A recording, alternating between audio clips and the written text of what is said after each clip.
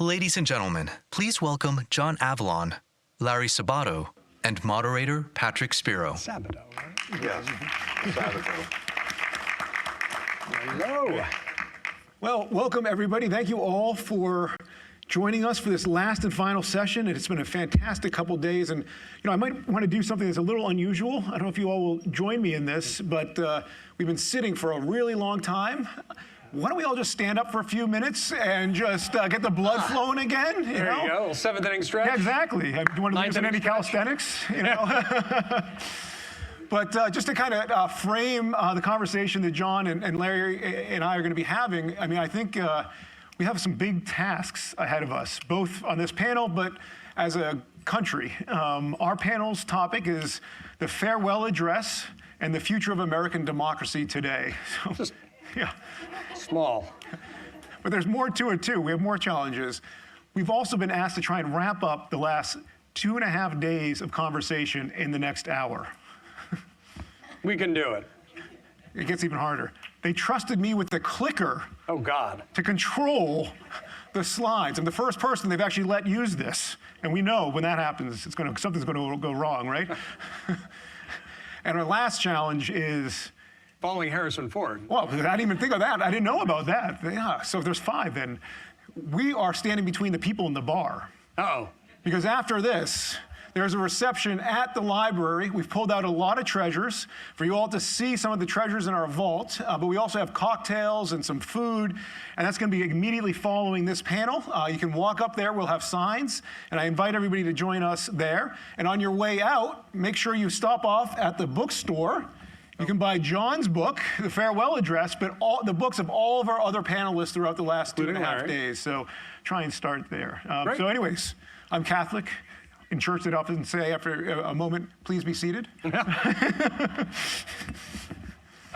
Oh. Great. So where to start? I actually want to start with our poll, which gives you a sense on Americans today, but maybe take this result and also move it back in time. And I was struck by one of our polls, the result. The question was, is American democracy in jeopardy today? And the results were 77% of Republicans said yes, 73% of Democrats said yes. So the combined total was 74%. So Americans today, when they think about the future, are very worried. So was George Washington when he wrote that farewell address. So John, I didn't know if you could start and talk a little bit about Washington and why Washington wrote this farewell address. What was he concerned about? Sure. Washington's farewell address was written as a warning to his fellow citizens, but not only the folks who were living in the United States at the time, but he consciously wrote it for future generations as well. And it's important to note that, in 1796, the end of Washington's second term, setting the precedent for the peaceful transfer of power, the country was in very good shape compared to where it was at the beginning of his first term. Right? This audience doesn't need to be told about the Constitutional Convention. But one of the reasons that Washington was tapped to be president was because he was really seen as the figure who could establish the precedent for being president. And when he wanted to retire after his first term and began the farewell address, both Jefferson and Hamilton separately came to him, and said, you can't retire right now, we'll have a civil war. So I think what's important to keep in mind is that, we Americans, I think, identify with our native optimism, but we sort of downplay our native pessimism. And the founders had plenty of that, particularly John Adams. But they're really worried about the fact that no democratic republic had survived, certainly on our scale. They knew they were pushing against human nature and history up to that point. They drew on the lessons of failed republics in the past in the Constitution. So they were drawing on history, applied history. And Washington set aside to write the farewell about the forces he feared could derail our democratic republic going forward, particularly hyperpartisanship, excessive debt, foreign wars, and foreign interference in our elections. Mm-hmm. So he was kind of on the money. But Washington also set aside what I call pillars of liberty in my book, where the sort of renewable sources we should focus on to get through those dangerous temptations: national unity, political moderation, religion and virtue, fiscal responsibility, foreign policy of independence, public education. And so I think those are things to draw upon. But when you look at how prescient Washington was about warning about the forces that could destroy the American experiment, we are dealing with them all right now, particularly, I would argue, hyperpartisanship. And that was his #1 focus in the farewell address. Thanks. That is great for Larry. You study polls an awful lot. And I want to thank you for putting us in touch with Project Homefire, who I know you work with a lot and who conducted this poll for us. Now, setting aside these poll results, just in general, in terms of your pulse on the American people, why are Americans united in their fear about the future, the belief that democracy is in jeopardy? What is it today? Today, it's a very divisive politics, an extreme polarization of politics. There's always been some polarization, but it was a lot easier to manage when you had a very small electorate, all white and all male, and most property owners. Today, we have an extremely diverse America, not just in terms of background or gender or race, but a very diverse America in terms of philosophy, ideas, and the way they conceive of America today and tomorrow. Less so in the past. There are certainly Americans who focus on the past. We all should to a certain degree. But we've drifted apart, and this has been going on for many decades. It didn't start with Donald Trump, though he has certainly accelerated the process, unfortunately. But you can trace this back, maybe even to Goldwater and Johnson in '64, but you can certainly trace it back more recently to the Clinton disturbances of the '90s. Newt Gingrich, probably in 2010, the Tea Party started the modern divisions that we've seen in American politics and culture, and social issues, which are irreconcilable in many ways. It's very difficult to compromise on abortion or gay rights or fill in the blank, whatever it is that you're focused on. And we're not inclined to do it. It seems to me that most people are willing to compromise, and the compromise today is to say, we can come together, we can unify. All that's necessary is for you to agree with me. If you'll do that, we'll be fine. We'll be fine. Now, both sides do that to a certain degree, but I'm a very strong opponent, as you know, of both sidesism. And it's pretty clear which side is causing more of the problems. Both sides cause some problems. But this is not a case of both parties not being focused on what the problems are and how to solve them. And we've just seen that, you know, with a clown show that lasted 3 weeks on Capitol Hill. And I suspect there will be other clown shows to come. So I think we're in deep trouble. And I think this poll suggests that we're in deep trouble. I don't think people are imagining the trouble. And I'm concerned by some of those results that I guess you're going to cover, where people don't seem to be willing to commit to the fundamentals of democracy. The younger people don't seem to be willing to do that, even more than older people. Maybe we're set in our ways and we remember a different time, a different place. On the other hand, just to balance it, I'm in my 70s. I can see some of you are, and don't lie. It's obvious. You know, really, people lie all the time, and I just find that offensive. But we remember the '60s. And that was an extremely divisive time.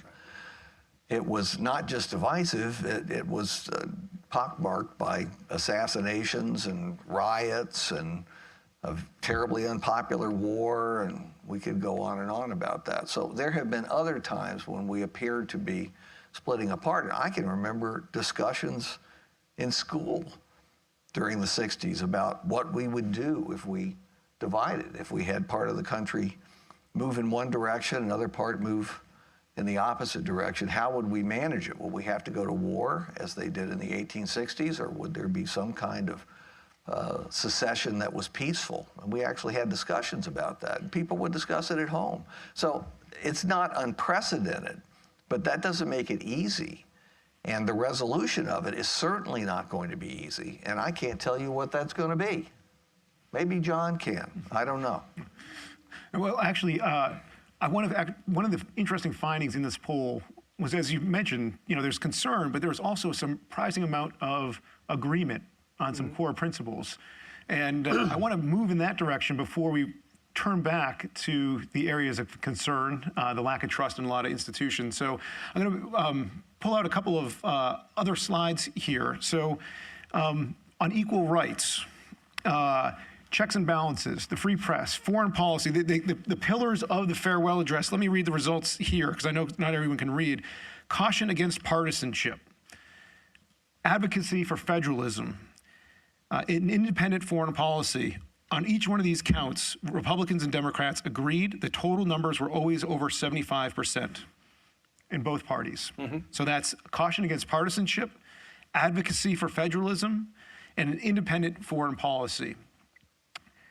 Those are areas of agreement. So why can't we govern? I think because the extremes of the political parties, and I agree with Larry, we have asymmetric polarization. This is not both sides-ism. There's a feedback loop. But actually are far more divided and extreme than the majority of the American people. When you look at a Republican and Democrat poll, it's very tempting to say, well, we're a 50-50 nation.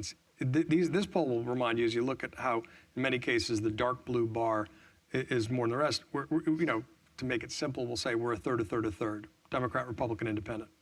So when you look at 30% of the Republican Party, and this point says that violence may be appropriate in our country, that's disturbing, but that's only around 12, 13% of the American people. Still far too much, but something to keep in mind. Second thing I'd say is that this is the W.B. Yeats poem that many of us self-identified in the center fixate on far too much, which is the center cannot hold, anarchy is loosed upon the world. The best are full, the worst are full of passion and intensity. The best lack all conviction. And this is where, and I've been a broken record about this for far too long, but the center right and the center left need to start showing some spine. They need to start working together across partisan lines in a coordinated way. The problem is the incentive structure in our politics penalizes that. So you saw the chaos on Capitol Hill that Larry discussed.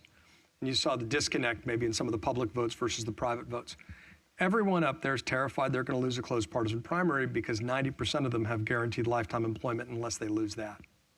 So we got to start looking at the incentive structures that we have set up artificially in our politics that is exacerbating this bad behavior that actually doesn't reflect the wishes and wills of a majority of the American people.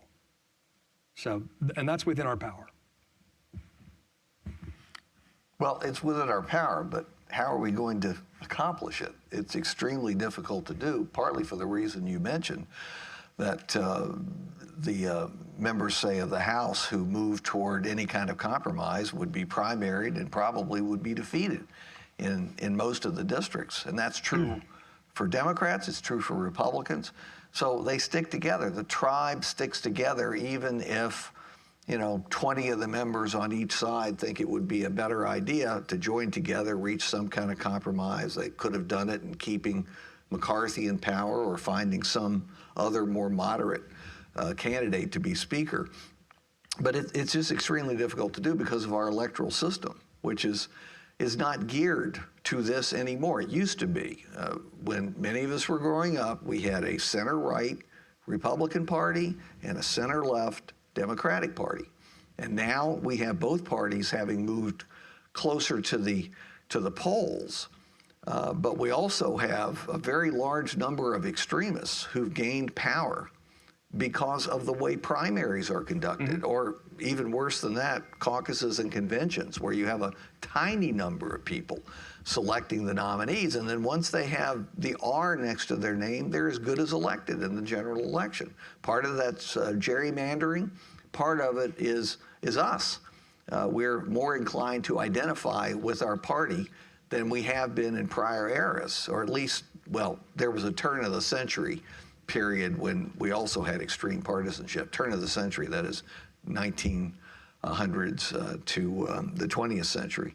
So in that sense, it has happened before, but it was still a very difficult, a very different situation, different people voting. So I think we have to have a fundamental restructuring of the electoral system before we can ever bring these pieces of the two parties together, maybe forming a third party. That may be the only way to do it, because you're not going to change the GOP or the Democrats. Well, I mean, the parties are different in their, the underlying coalitions, as you well know. One thing I will point out, though, and it's an important proof point, is that there were 7 Republicans in the House who voted to impeach Donald Trump. 5 of them lost their jobs in the primaries. 2 of them survived. The 2 that survived were not incidentally in states that had open primaries, right? And that tells you everything you need to know. You change the rules, you change the game. A lot of these people would find religion, or at least find a spine, if they felt they had a fighting chance to keep serving. And instead, you've got this sort of adaptation with things they know are wrong. I mean, people don't appreciate this adequately, but the number of members of Congress who don't vote according to what they know is right, and they hope someone else will vote that way, is shockingly high. And that's a function of the incentive structure. And we have examples of the kind of things that can help those folks live to fight another day. So it is a state-by-state basis. But people got to throw their shoulder in the wheel in that regard. Yeah, and just to add one thing, if I can, Patrick, to what John was saying. Some of you may want to discuss this, some of you may not want to discuss this, but the unprecedented attempt by a certain president to overthrow the constitutional order and stop the peaceful transfer of power. You had a large portion, majority portion of the Republican Party in the House vote in that direction, and quite a sizable piece of the Senate. I've been told by members that somewhere around 75 to 80% of those who voted to essentially overturn the election to try to install Trump for another term knew very well the election hadn't been rigged. They knew very well there was not massive voter fraud. They were simply afraid. It was a complete lack of leadership. I mean, leadership can be rewarded and should be rewarded for taking chances. One prize that I particularly push and encourage people to nominate others for is the John F. Kennedy Profile and Courage Award. I'm delighted that Liz Cheney, my new professor of practice at the Center for Politics at the University of Virginia, if I can throw that in, she's the best hire I've ever made.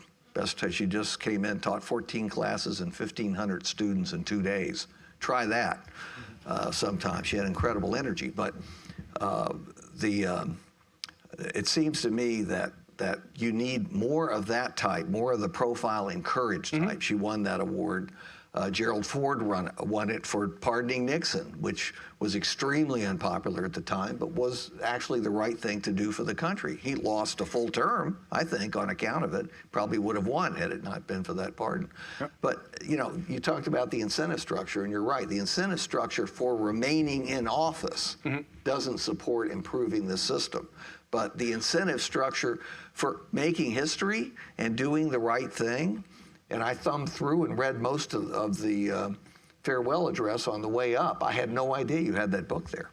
And reading that, 2 things came across. National interest triumphed any personal interest, and beyond that, humility. Boy, whenever I hear a politician say, I'm humbled by whatever it is. No, he's lying or she's lying, but it's mainly he, because that's one quality they don't have anymore, but Washington had. True.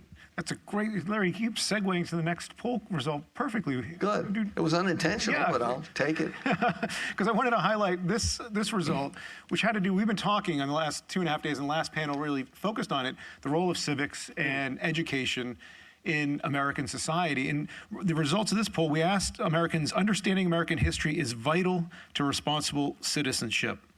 And the results were 82% Republicans say yes, 84% Democrats say yes, combined 83%, if my eyes can read correctly. At least that mathematically makes sense. But John, you wrote a book on history. What is the role of history for Americans today? How can we use history to improve our society? Look, I mean, that's why we're all here, right? I mean, that's why, a trip to Mount Vernon is good for the soul and good for the head and the heart. Because it offers us perspective on our problems and also the opportunities and obligations of being an American citizen, right? This is, this isn't just, get on the conveyor belt from birth to death. In a self-governing republic, you need to take responsibility as a citizen. And I think there are a lot of forces in our culture that lead people to think that perhaps they don't need to take an active role. That's not the way the system is designed to work. And what history offers us is the ability to impose perspective on our times. It offers us a North Star to steer towards. And look, this is, good, the bad, and the ugly. Take it all.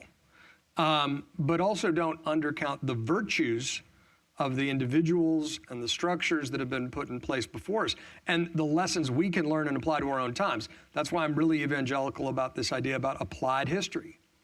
It's not just names and dates.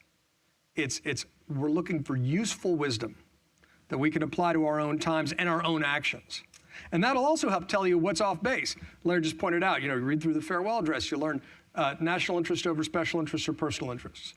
The importance of humility or disinterestedness, right? Mm-hmm. Things that sound like rumors today, right? Or people will counterfactual and say, well, after Washington, the founders got all viciously partisan, and we've never held ourselves up to that standard. Yeah, but A, they all regretted it, and B, let's remember the really important lessons and apply them to our own time, and really appreciate the fact that the founders consciously did that themselves when they were looking at why ancient Greek city-states fell in the past. And they built that they tried to build some of those things as fail-safes into the Constitution. Teaching history, learning history, applied history is absolutely essential in a nation like the United States. Why? Because we're the only nation in the history of the world not founded upon on a tribal identity, but upon an idea. And that means that idea needs to be inculcated and refreshed for every generation. We have a special obligation to make the old stories new. Because without that mainstream, that sense of a civic firmament we live under, what used to be called civic religion, we're lost. We will default to the worst aspects of human nature, which is some sort of tribal divide in a country that's fundamentally and wonderfully polyglot. So we need to teach our history and appreciate our history and respect our history and to teach the lessons of our history. That's what keeps us united. That's what keeps us connected to the unifying idea. And it'll evolve over time, it should. But in a nation like ours, it is absolutely essential to teach history and to make sure that that's guiding our sense of citizenship. I agree with that 100%. And I now teach history because I've lived through so much of it. And so I teach a course on the presidency from Truman, born under Truman, to the present. I should start with Roosevelt, but I wasn't there then. But I agree with that 100%. But part two is civics, which you mentioned. That's a separate topic. It's related to history, but it's a separate topic, and it has been dropped by school after school after school, primary and secondary throughout the United States. And 25 years ago, I'm not doing personal advertisements, but yes, I am. I have to admit that. 25 years ago, I founded the Center for Politics at UVA about civic education. That's what we do. We've been able to enroll over 100,000 teachers a year, primary and secondary, in this program, and we've taught close to 2 million students now. Now, 2 million sounds like a big number.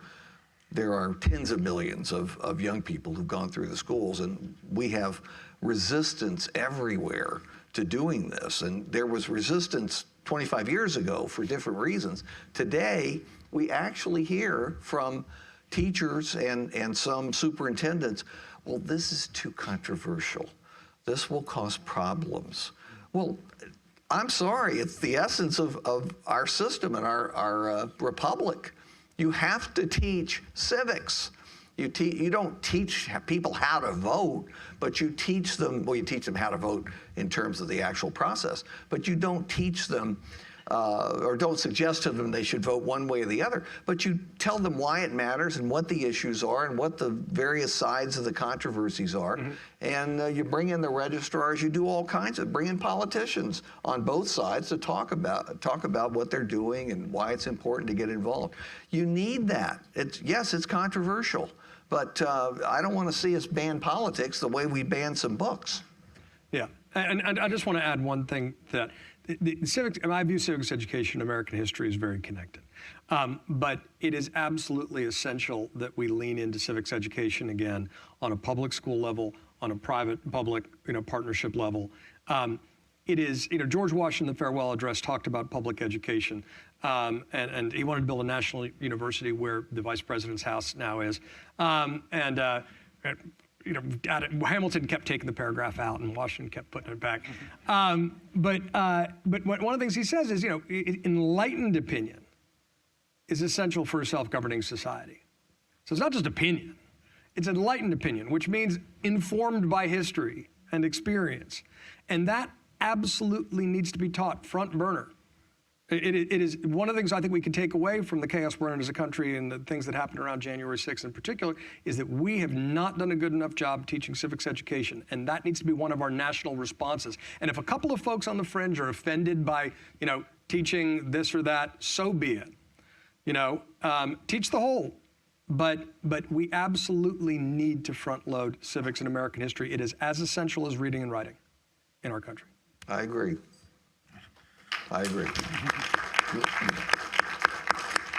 So, Larry, I want to return to a point you were making earlier, and I'll share my personal story, too. I used to teach the presidency as at Williams College, and I would teach it from Washington to Lincoln. And I'd assign my students, I told them, you didn't have to write any essays in this class. And they all would stay in the class after I told them. But I said, instead, you have to go through all the newspapers from that period, because we had access to digitized newspapers, and create your own campaign ad, 30-second campaign ad, for or against each one of these presidents and their opponent, from Adams all the way up to Lincoln. And one of the takeaways was we've always been a very raucous political sphere. I mean, John Adams was accused of being a hermaphrodite. The Adams accused Jefferson of supporting rape and incest, and these were in the newspapers. There are a lot of very mean things said about Jackson. So this poll, we asked people, what they want to see more of. And dialogue and civility, 88%. Collaboration and respect for the other opinions, 87%. Despite our differences, we should all see ourselves as Americans first. So these are aspirations, but then there's the reality. And I was thinking also about what you said about the 1960s. So my contrarian question is, have we ever been united? I mean, we talk about this being an unprecedented moment, but are we actually just living through what has been a democratic American society since it was founded? Well, first of all, I'd like to see some of those ads. Yeah. Probably isn't in class. I'd love to see them. They're on Real Clear History. Are they actually. Real Clear History? Okay, good. I'll take a look at those. That'll be fun. We've always been divided to one degree or another, but I do think at various points in American history, we were more civil to one another. Not everybody all the time, but predominantly so. And I probably focused too much on the World War II period, partly because my dad fought in it for the entire war and told me loads of stories that I still am able to use that are still relevant. But that was a period of time when Americans put aside their differences almost completely, and they joined together to do the right things to win the war. Now, that's an extraordinary moment. You can't replicate that without war. We don't want any more wars if we can avoid it.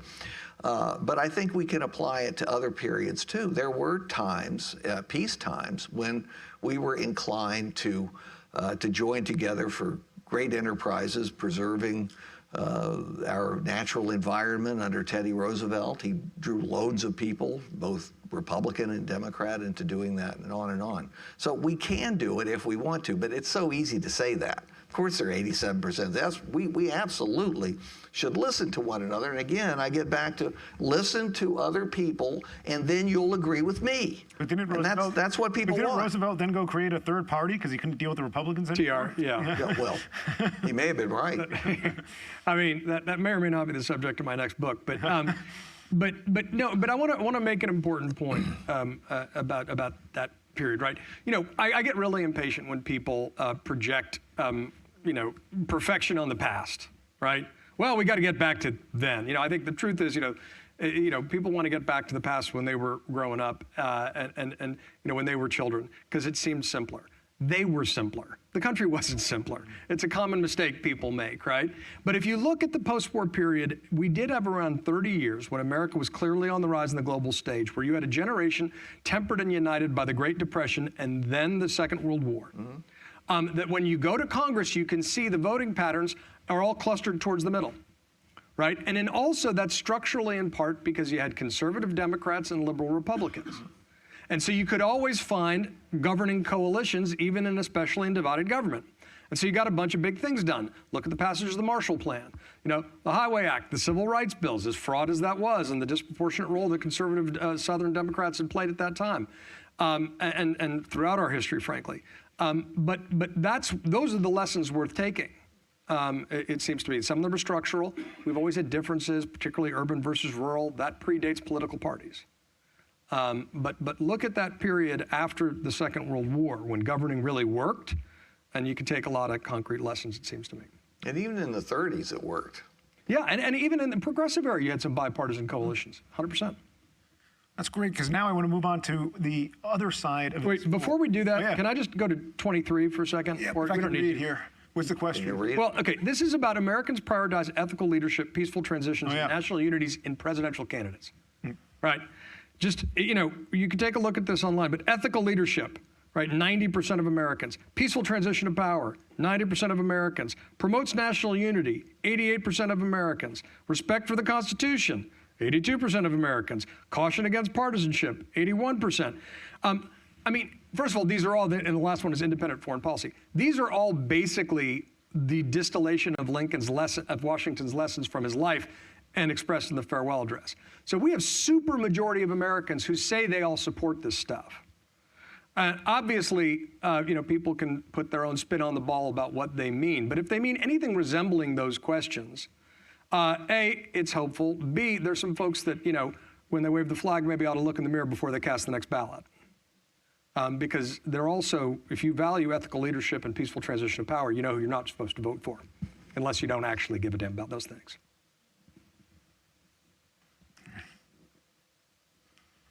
Thank you, John. You're welcome. Needs to be said. Well, and that actually, another key poll finding I wanted to talk about is, again, moving on from this unanimity to the other side of this, the concerns Americans have. And the question was, major changes are needed to make American government work for our current times. 77% of Republicans, 82% of Democrats, that major changes need to happen to make the government work better for them. So, John, I was wondering if you could channel the Republican Party and talk about a major change that you think needs to happen to make the government work better. And it doesn't even have to be partisan. I was going to ask you to do the Republican, you to do Democrat, but just a major change that's doable, that is accomplishable, that will make the government work better. The major thing that needs to be done is to adjust the screwed up incentive structure in our politics, and it applies to both parties, although both parties deal with it a little bit differently. And it needs to be done by and large on a state-by-state basis. But if you were to end the rigged system of redistricting, have open primaries, and ranked choice voting, that would totally transform candidates' incentive structure, right? They'd have to appeal to the reasonable edge of the opposition. They'd have to win over independents. They'd have to actually, what ranked choice voting does, and we see this in the places where it is, it all of a sudden creates an incentive, you know, to say, I'm not going to simply demonize the other person because I want to win over some of their votes. I'm going to say, look, we got some disagreements, but here's where we agree. And look, politicians are rationally self-interested creatures, as the founders knew we all were. And so if you were to all of a sudden say that, you know what, you're going to get election, you're going to have to appeal to people outside the base. The elections will be open to people outside the base. That you will have ranked choice voting, so you've got an incentive structure to focus on what unites us, not what divides us.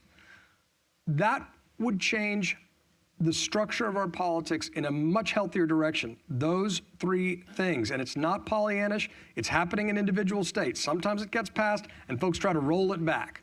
So you gotta fight for it, you gotta dig in. But those three things, I'm telling you, overnight, if you change the incentive structure, you won't change human nature, but you will liberate it to actually do what those folks know is right, as opposed to doing what they frankly know is wrong much of the time. Now, Larry, you've been studying politics for a long time.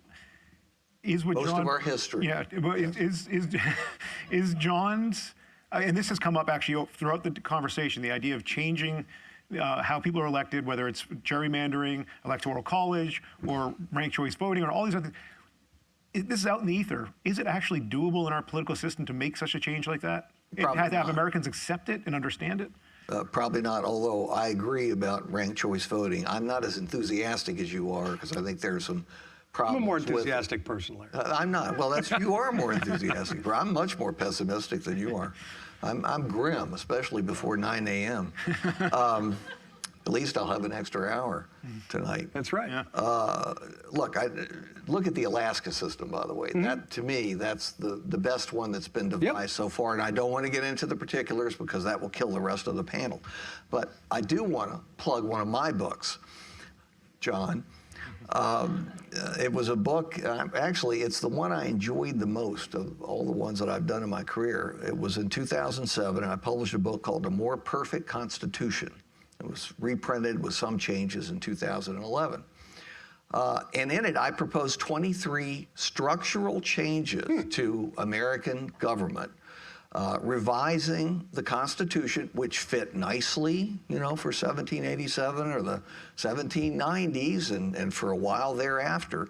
But it's archaic. I mean, we've gone way beyond that. We have a broad-based electorate. It's difficult to get them to reach consensus on anything. It's difficult to get things done. I'm certainly not in favor of abolishing all of the preferences for small states or minorities, whatever, however you want to define it. But some things have to change. I can't go through all 23, though I would like to, but I will not do that. They're all my children. I love all of them. But I changed certainly the Electoral College, although I do not abolish it, which most people advocate, at least among reformers. I say, mend it, don't end it. I borrowed that from Jesse Jackson. Mend it, don't end it. And I think it's kind of an ingenious way of still giving the small states additional weight, but making it much less likely that we will get a series of presidents who have lost the popular vote and decisively in many cases, as we will under the current system. It's going to happen more and more, just as it's happened twice since and including the year 2000. And, you know, loads of other things, too, that I could mention. But the point is, we need major structural changes. I like those process changes. They're not nearly enough. We need, and I don't want it now because we're too divided, but if we ever have another quiescent period, I'd love to have another constitutional convention, not to create a new constitution without the participation of Congress and the states, but to start the process of discussion, maybe to come up with some ideas. Now, that assumes an America very different than the one we have today. It's an America that would be willing to consider fundamental changes. Here's the problem. While the constitutional amendment scheme devised for the original Constitution, there were really two alternate, but it's really only one, that worked for a while, though the first 10 were part of the Constitution, and most of the 17 we've had since are about minor matters. We couldn't get an amendment ratified today saluting motherhood, and you know that. Instinctively, you know that. There would be arguments about what a mother is and, you know, who's included under this amendment. 2/3 of the House, meaning you'd have to get lots of people from both parties, and 2/3 of the Senate, meaning you'd have to get lots of people from both parties in a Senate that's horribly unrepresentative, way beyond what anybody imagined in the beginning of the American Republic. You know, with 17% of the American people being able to elect enough senators to stymie any major change because of the 2 senators per state rule. You know, California having 38 times the population of Wyoming, and they both get 2 votes. And you take that around the country and you realize what's happened to the United States Senate. So anyway, the point is that amendment process itself makes it impossible to do most of the things that we need to do to put our country and its Constitution in a position to govern well for the rest of the 21st century and into the 22nd and 23rd if humanity is so lucky to survive, which it may or may not deserve. Wow, that's dumb. I'm sorry, that's the way that, John, you're too young and you're too sunny. I've always said this about John. He's way too sunny. Well, you know, like the moon. this is my favorite apocryphal Lincoln quote, which is, I'm an optimist because I don't see the point in being anything else. Yeah. I think pessimists contribute a lot. Internally, when we got these poll results, you know, we split into 2 groups, the optimist and the pessimist, when we got these poll results, because there is so much unanimity around these big picture ideas. But then when we got to the institutions, and I think we're going to skip over a lot of that, but we've talked about it, there's a lack of trust in institutions. One of the other results is there's what I would describe as apathy. There is both polarization, there's heatedness, but then less than 1/3 of Americans, according to this poll, engage in civic activities, whether it's voting or going to their town meeting. So how are we, you know, how do we deal with that aspect? Is there apathy as well mixed into this heated partisanship? Less of it than before. Less apathy than before because things are so hot today and it's hard to ignore them or to tune out entirely, unless you're college students. I see every day, and they have lots of ways to tune out and not know what's going on. We'll get to that in a second. Yeah, We'll that's get my to next that. one. But look, as I was saying, kind of in jest, but now seriously, the best is a synthesis of what optimists and pessimists can offer about the system and how they look at it. You end up with a better system or a better revision of the system when both participate. I think the survey research and other academic research proves that there actually is much less apathy today than there has been at other points. I think of the 1970s, the me decade. That is the decade of apathy in many, many ways, and people just tuned out. Not the 60s, you know, Timothy Leary and the, you know, tune in, tune out, drop out, or whatever it was. He's dead. But the 70s were really the period of apathy. So we're doing much better in that sense, but we're not reaching any kind of consensus about anything that matters, or near consensus. You'll never get a consensus. Well, but as we've seen, there's actually supermajorities in favor of broad ideals, and here's part of the problem. When we nationalize all politics, we don't talk to each other, right? And actually, you take the time to talk to people, you'll find that there's actually broad degrees of common ground. What happens is that the media and social media and other things end up fixating people obsessing about their perception of what other people are. There's history's become a battleground. There was a survey out recently that shows there's a major perception gap among what Democrats think Republicans believe and Republicans think Democrats believe. It's not reflective of reality, but that requires talking, which is why the main issue, this one for me, is it's getting involved in local civic issues where you actually get to know people, right? And not sit back in this sort of comfortable demonization of the people you believe you disagree with. You may have all sorts of interesting disagreements based on all sorts of interesting differences, but for most people, you can find a lot of common ground. And that's actually what we're lacking. So the pulling back from local in particular is a problem. And part of the reason that people polarize, I think, is to make the public square seem indecent, to make it seem unsafe, so that good, normal people opt out because they don't think it's worth their time. And that's how democracies die. Well, in order to do that, you're going to have to uninvent social media. Good luck. Good luck. I'm looking for solutions, not problems. No, I know that. That's great. You're an optimist. Well, and that brings me to the generational question, which I think we've been dancing around a little bit here, and maybe was the way that we divided within ourselves as a staff. So democracy is preferable to any non-democratic form of government. You can see there a step agreement. You know, Generation Z is at 39% agree with that. The democracy is, and 60% think the opposite of that. And you can see this step, and you see this step in every way. And so my question is, you know, how do we interpret this?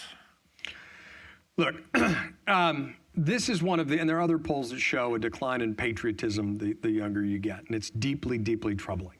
And there's also a partisan divide that tracks with generational divide. I think partly it's a failure of education, and that we have too often fixated on what's wrong with our system rather than what's right. I think that's a real problem, and that needs to be addressed.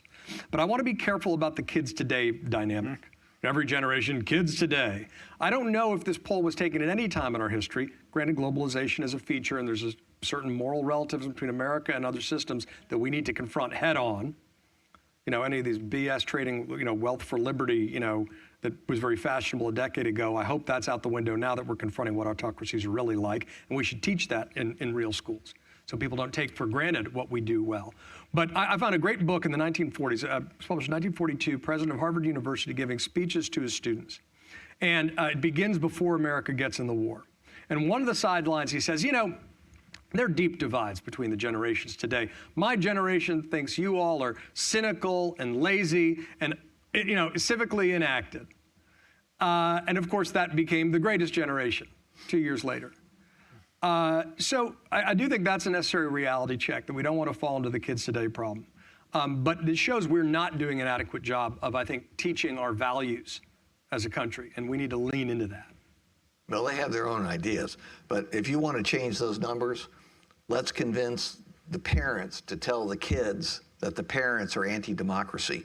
You'll reverse the numbers very, very quickly.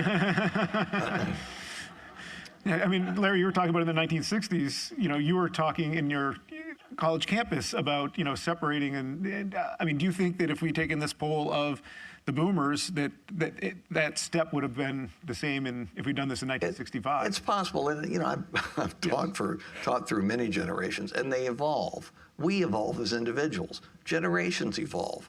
And so the generation, the youngest generation may be apathetic while they're young, and something happens that really attracts their attention or affects their own welfare, and they get very active. So, and I've seen that even with Party ID. There's an evolution over time, and people never see it coming, and you think you're always going to be what you are today, but things happen, or you're in a different position, or you're making more money, or whatever it is, and your Party ID evolves. So I'm less worried about that than I am a lot of other things. See, I was a little bit of optimism. See, there you go. See? But there's another one as well about the generational divide, which shows an openness to violence as part of the American, you know, our American democracy. And if you look at the overall cohort, you've got around, I think, 30% of 40% of Gen Z agree with violence. Okay, so that's a problem. And that's about setting a terrible freaking example as a country, particularly around January 6th. And that's where we all need to rein in the sails and right our ship and not come up with a whole bunch of rationalizations. And that also applies to when protests become riots too, but let's not create false equivalencies here. Also, if you look, I mean, 30% of the Republican Party agrees with that number. Again, that's a smaller number than it sounds like, but it's way too many. That should be zero. That's not what we do in America.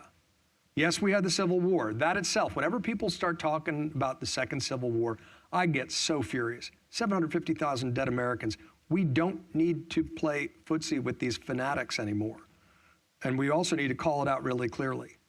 But to see younger people believe that violence can be justified, that to me, that just ups the ante in terms of the urgency we should feel about educating people about civics and American history, because that's the opposite of what democracy means. Okay, so we have a lot of questions coming in, and I want to encourage others to ask questions, and I also want to get us to the bar. where all problems are solved. Yeah, exactly. That's what Homer Simpson said, the cause of and solution to all Life's problems, Yeah.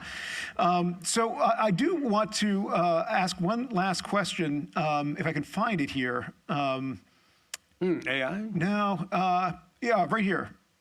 So this is another one that shows incredible agreement in so many different areas on how democracy should work. You can see there that everything's 80% until the last one.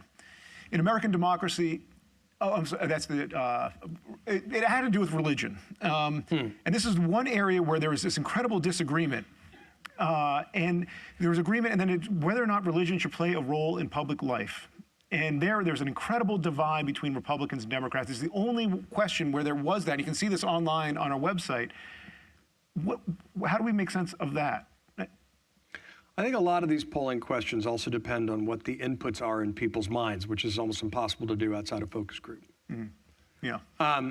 You know, we can talk about, we have freedom of religion, but explicit, the whole point about having no establishment of a state religion is about preserving freedom of religion within a pluralistic system. Go back and look at Washington's letter to the Hebrew congregation in Rhode Island. It's one of the best early, perfect, brilliant, poetic distillations of America's commitment to religious liberty. It's also about welcoming people in, right? It says, look, we don't, we want you to be able to worship God in your own way. Come here, participate in our society. There's a degree of assimilation that's assumed and desired. That word has been demonized, and I think mistakenly. But the problem is we're not thinking about faith in an inclusive way. And so with some people, it's a Rorschach test. They look at that and they say, well, hold on. Are you talking about some vision of Christian nationalism, which some is actually unfortunately growing and some political figures have espoused? That's going to make people pump the brakes. But that's the wrong prism within which to understand faith, particularly in a diverse liberal democracy. Right? It's not about agreement. Unity is not about unanimity. It's about focusing on what unites us, not what divides us. And particularly in faith-based communities, I still believe there's far more than unites us than divides us. And I think we need to be teaching that more. I told you this clicker was going to cause me problems. All right.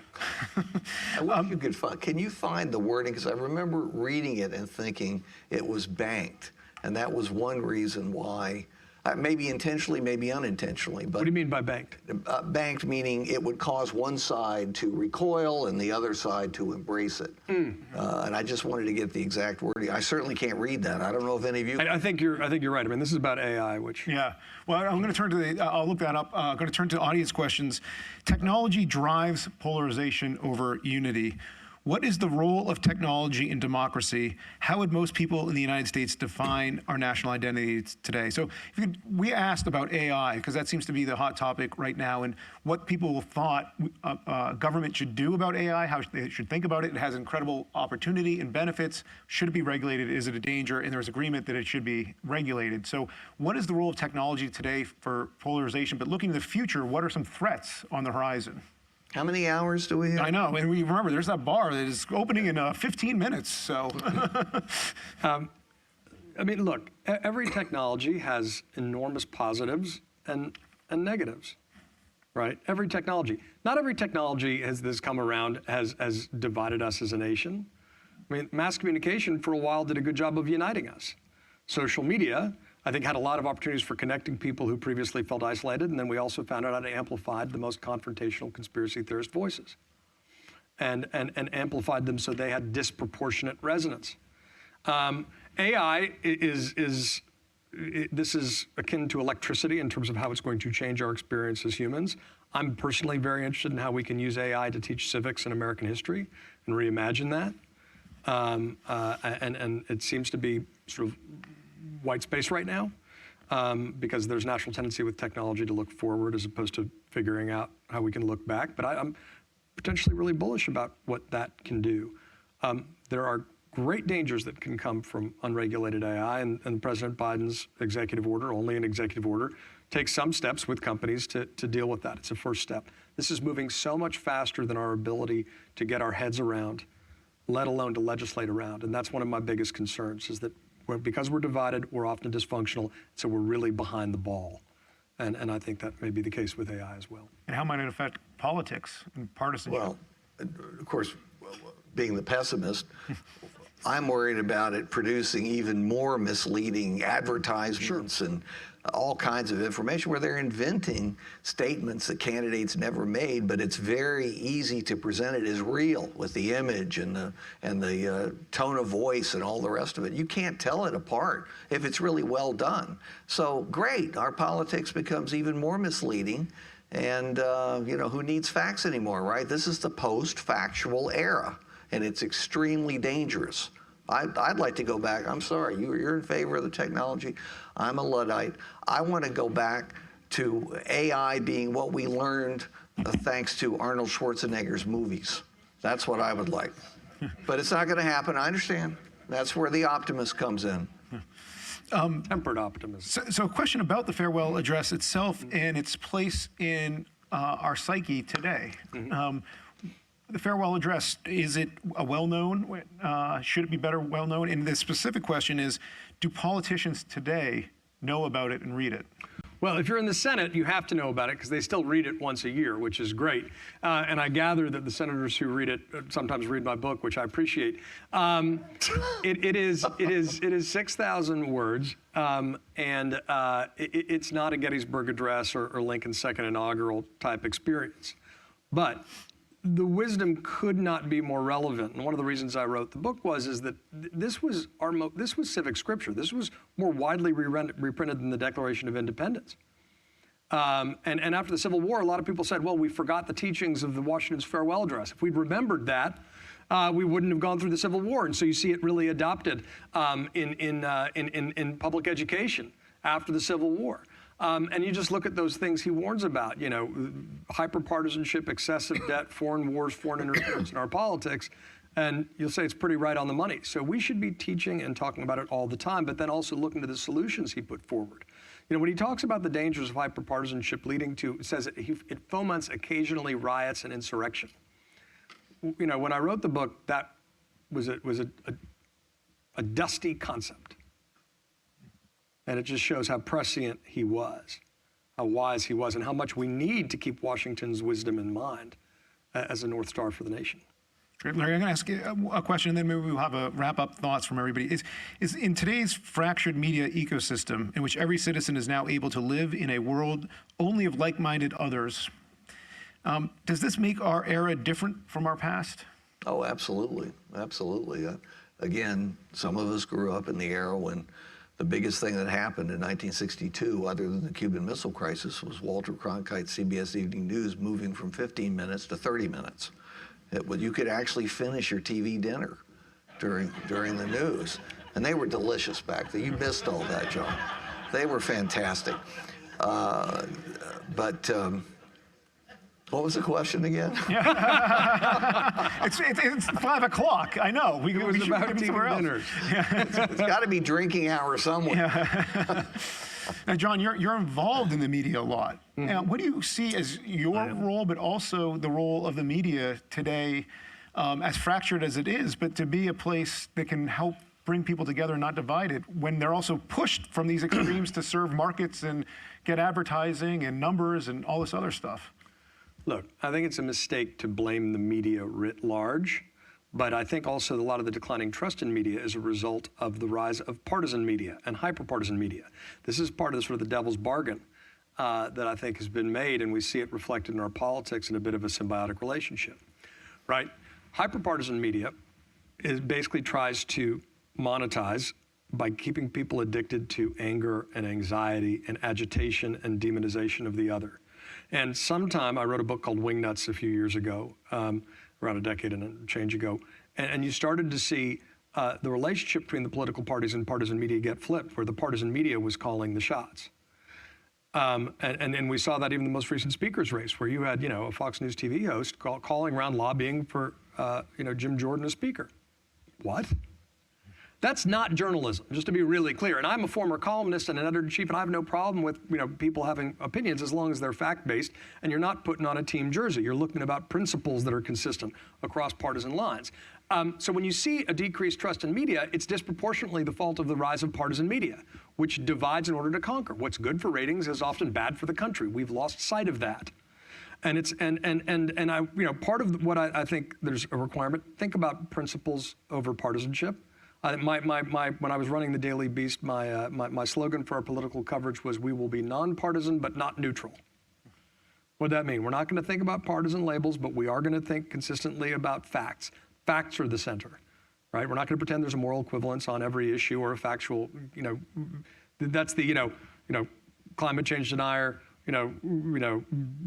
peer-reviewed scientist. Well, you folks, you decide. I mean, right. And so I think that's really important. I am someone who believes in journalism from the vital center that can unite us. I also think one of the things that studies show journalism can do to help restore trust in media is to focus on solutions. It's called solutions journalism. It's something I've really been trying to get people more excited about.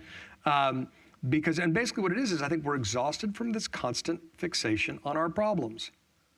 It doesn't mean that anyone's going to say, I know how to solve it, or I alone know how to solve it.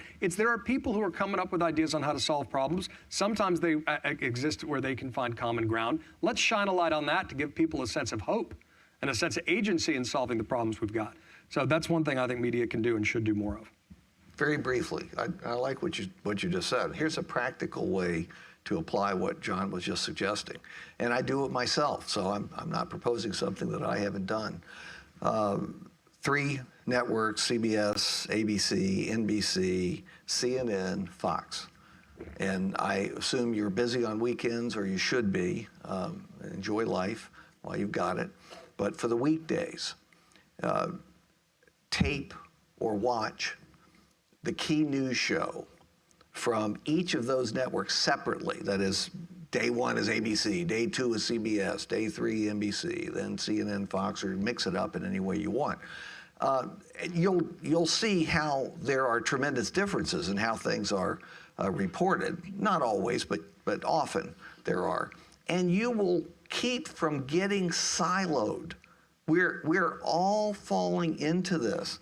We're all getting siloed so that everything that we believe is reinforced because we've picked, one newspaper to read, or are there newspapers anymore? I guess they're online. But we picked one network and we watch it consistently. I'm sorry to argue again. I'm not saying that you have no choice. You've got to do CNN. But it's very interesting. I've convinced a lot of people to do it, and they tell me that it at least helps them to understand where other people are coming from.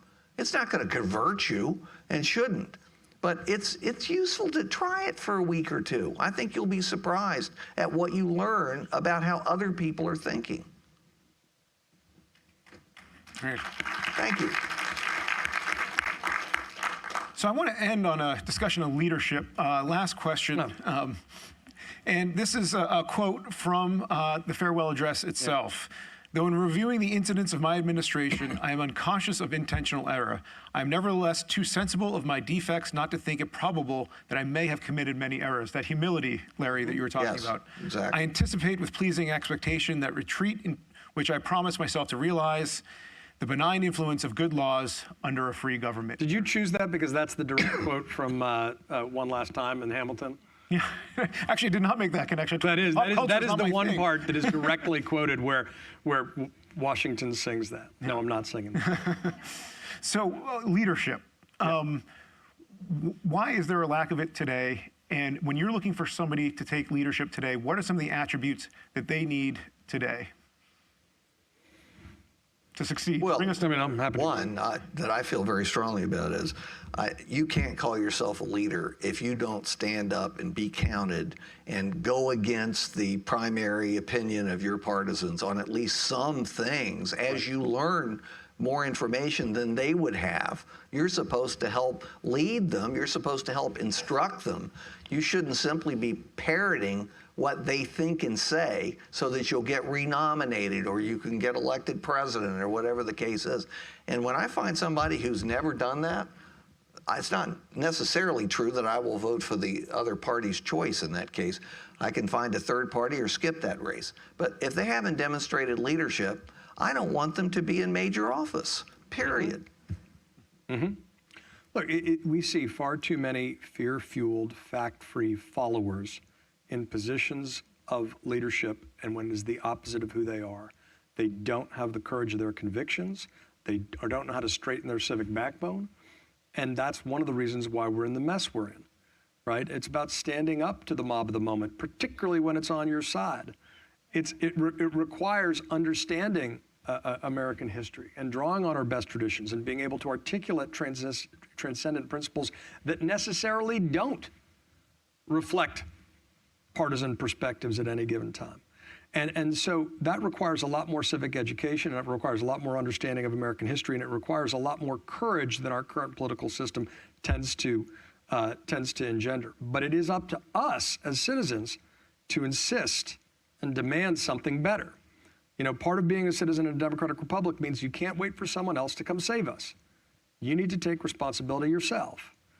You know, I think the demonstrated commitment to Washington and the ideas he stood for is clearly you care about this country and you care about our history, but it needs to be taken and played forward. And I think that's absolutely essential. That's what we're not doing enough of as citizens right now. We default to our own negative partisanship, and that ends up feeding the beast, so to speak. So we know what's right. We can be guided what's right, which is the kind of humanity and wisdom and perspective, not perfect, that the founders and other figures from our history engendered. And if you look at the ones who stand the test of time, they practice the politics of the golden rule. They think bigger than short-term self-interest. And that's not too much to ask. And they're not afraid to lose an election. Their life doesn't depend on holding public office. That's right. That too. Thank you. Thank you. That was great. Thank you both, and thank you all for spending 2 days with